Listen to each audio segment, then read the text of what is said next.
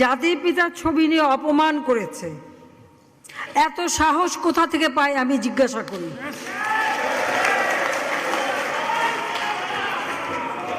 আমি জানি না আমাদের হাই কমিশনার এখন কারা বসেছিল এবং তারা সেখানে কিছুই করতে পারলো না কেন, সেটাও বড় প্রশ্ন।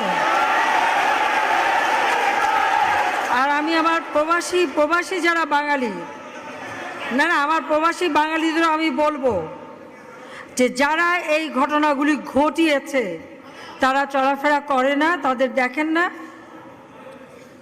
যে হাত দিয়ে জাতির পিতার ওই ছবি নিয়ে তারা ভেঙেছে,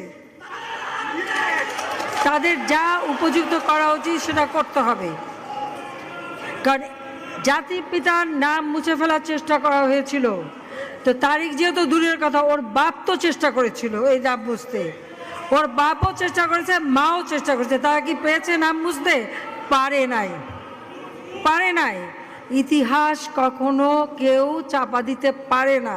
আর জাতির পিতা তার 7 মার্চে ভাষণে বলে গেছে যে বাঙালিকে কেউ দাবায় রাখতে পারবে না, পারে নাই দাবায় রাখতে।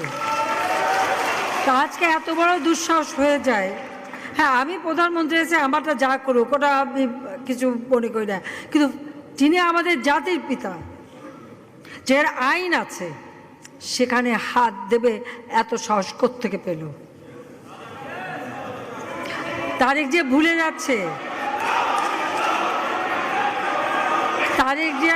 যাচ্ছে